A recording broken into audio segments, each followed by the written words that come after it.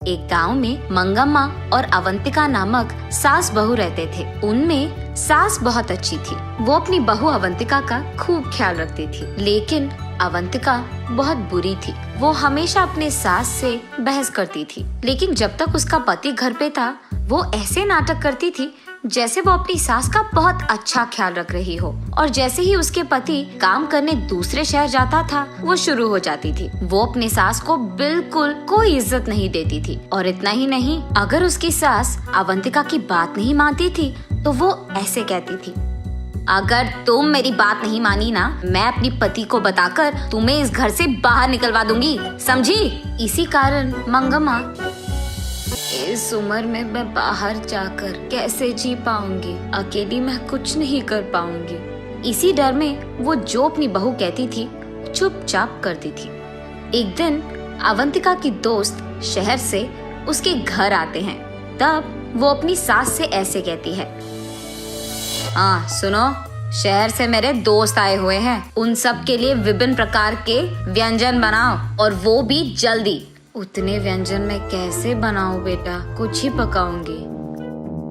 हाँ, मेरी सहेलियों के सामने मेरा इज्जत निकालना चाहती हो तुम? ऐसा कुछ नहीं है बेटा, मेरा वो मतलब नहीं था। उतने सारे व्यंजन मैं अकेले कैसे बनाऊंगी? अगर तुम भी थोड़ा मदद करोगी तब मैं बना पाऊंगी। क्या मैं तुम्हारी मदद करूं?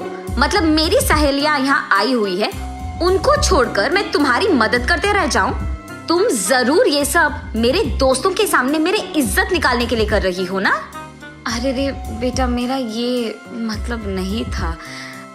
ठीक है, मैं वो सारे व्यंजन बना दूंगी, तुम जाकर अपनी सहेलियों से बात करो। ये कहकर मंगम्मा वहाँ से जाकर रसोई घर में एक के बाद एक व्यंजन बनाने लगती है। और यहाँ अवंतिका उसके सहेलियों के सामने, देखा तुम लोगों ने, मैं मेरे सास को मेरे काबू में रखती हूँ। मेरी सास तो मेरे सामने अपना मुंह भी खोलती नहीं है, मैं जो बोलूँ वही सुनती है, एकदम कुत्ते की तरह। ऐसे वो उसकी सास का मजाक उड़ाती है। उस सारे सहेलियों में से एक उसे देख ऐसे कहती है, अरे सुनो, इस उम्र में अपनी सास को इतना काम देना ठीक नहीं लग रहा मुझे, और वो अकेली इतने सारे काम कैसे करेगी अवंतिका? ऐसे पूछती है। ए तो चुप कर, अगर हम ऐसे नहीं रहेंगे ना तो ये सब हमारी सास ना हमारा फायदा उठाएंगी, हमें उनके काबू में कर लेंगे और उनका कहना हमें मानना होगा। मैं ऐसे नहीं रह सकती। हाँ, लेकिन ऐसे बूढ़ी औरत को मेहनत करवाना मुझे अच्छा नहीं लग रहा। और वैसे अगर तुम्हारे पति को ये सब पता चला तो सोचो क्या ही हो जाएगा। अरे चल, कुछ नहीं होगा। यहाँ जो कुछ हो रहा है कहीं और बैठे मेरे पति को कैसे पता चलेगा? तू भी ना। अरे पर तुम्हारी सास तो बोल सकती है ना। हाँ, नहीं बोलेगी। क्यों नहीं बोलेगी? क्योंकि मैंने उसको धमकाया कि वो अगर एक भी बात उसके बेटे से बताएगी तो मैं उसके बेटे से खुद उसे बाहर निकलवा दूंगी। हाँ, और वैसे मेरे पति के सामने मेरा एक्टिंग ना ऐसे वैसे नहीं रहेगा, एकदम फाड़ कर रखी है मैंने। ओह, तो ऐसे तुम दोनों को उल्लू बना रही हो। इन लोगों की सारी बातें छुपकर पीछे से उसकी सास सुन लेती है और तब वो फैसला करती है कि उसकी बहू को सबक सिखाना ही होगा।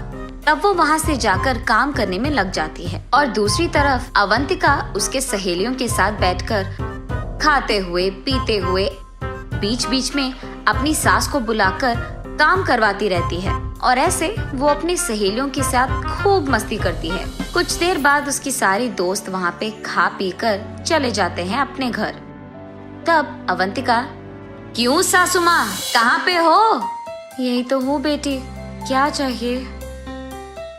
घर में बहुत कचरा है, उस रूम में पड़े हुए गिलास और प्लेट निकाल कर कचरा बाहर फेंक दो और घर पूरा साफ कर दो, समझी? तब तक बहुत काम करने के कारण मंगम्मा बहुत थक जाती है, लेकिन अब वो कुछ कर भी नहीं सकती थी, इसीलिए उसकी बहू के दिए हुए सारे काम एक के बाद एक खत्म करती है। वहाँ से कचरा फेंक के वो घर पूरा साफ कर देती है। अगले दिन मंगम्मा उदास बैठे रहती है। तब पड़ोसी घर की बेटी अमृता वहाँ आकर उससे ऐसे कहती है, दादी दादी, ये लो मिठाई, खाओ ना, आज मेरा जन्मदिन है। ऐसे कहती है।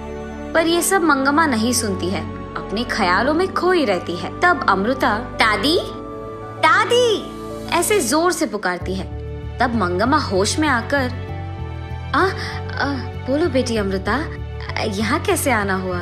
मेरा छोड़ दीजिए दादी, लेकिन आप ऐसे उदास क्यों बैठे हैं? ऐसे कहती है। तब मंगम्मा जो कुछ भी हुआ उसको समझाती है। ओह, इतना ही? इस समस्या का उपाय तो मेरे पास है। बस आज के लिए जो भी तुम्हारी बहू तुमसे कहती है ना, वो काम कर लो और कल से ये नौबत तुम्हें नहीं आएगी। तब मंगम्मा, ऐसे कैसे अमृता, ऐसे क्या कर लोगी तुम? अरे वो सब आप मुझ पे छोड़ दीजिए दादी, मैंने कहा ना कि मैं संभाल लूंगी। ये कहकर अमृता वहाँ से हंसते हुए चली जाती है। इतने में अवंतिका वहाँ आकर पहनी हुई कपड़े सारे मंगम्मा के मुंह पे फेंक कर, सुनो, ये सब धोकर इस्त्री करके मुझे वापस करो। अरे घर में तो वॉशिंग मशीन है ना बेटा, उसमें डाल देती। ये कपड़े अगर वॉशिंग मशीन में डालेंगे ना तो खराब हो जाएंगे, तुम पहले काम करो ना। ठीक है बेटा, धो लूंगी। मंगम्मा उन सारे कपड़ों को अच्छे से धोकर उन्हें सूरज में सुखा करके उसके बहू के पास ले जाती है। ये लो बेटा, सारे कपड़े धो लिया मैंने। अच्छा, तो फिर कपड़े को तय कौन करेगा? मैं? उनका इस्त्री करके अलमारा में लगा दो। उसकी बहू की बात मानकर वो उन सारे कपड़ों को तय करके उनका इस्त्री करके अलमारा में लगा देती है। अगले दिन मंगम्मा का बेटा शहर से घर वापस लौटता है और आते ही अवंतिका, अवंतिका, कहाँ हो तुम? ऐसे जोर से चिल्लाता है। अचानक उसके पति का आवाज सुनकर अवंतिका डर के मारे भागते हुए रसोई घर में जाकर वहाँ खाना पका रही उसकी सास से ऐसे कहती है, सासू माँ, आप बाहर जाकर आराम कीजिए, खाना मैं बना दूंगी। ऐसे वो मंगम्मा को बाहर भिजाकर हाथ में चम्मच लिए ऐसे नाटक करती है जैसे वो पूरा काम कर रही है। ऐसे ही वो बाहर आकर, क्या हुआ जी, आप एक भी बात बताए बिना घर आ गए? इतनी देर से बुला रहा हूँ, अब आई तुम बाहर? इतनी देर से अंदर क्या कर रही थी? ऐसे पूछता है गुस्से में। वो मैं खाना पका रही थी जी, सुबह से सारे काम कर करके मैं थक गई। हाँ हाँ, मैंने देखा है कितना काम कर रही हो तुम। ये क्या ऐसे बात कर रहे हैं? ऐसे वो मन में सोचती है। तब अवंतिका का पति सीधा उसके माँ के पास जाकर, माँ, तुम्हारी बहू का इस व्यवहार के लिए मैं माफी मांग रहा हूँ। ये सुनकर मंगम्मा एकदम दंग रह जाती है और वो ऐसे ही अपने बेटे को देखती रहती है। अरे ये क्या कह दिया आपने? मैं तो सासू माँ की कितनी अच्छी ख्याल रख रही हूँ, उनका देखभाल मैं ही तो करती हूँ, ऐसे कहती है अवंतिका। हाँ हाँ, ये भी देखा मैंने कि तुम माँ की कितनी अच्छी ख्याल रख रही हो।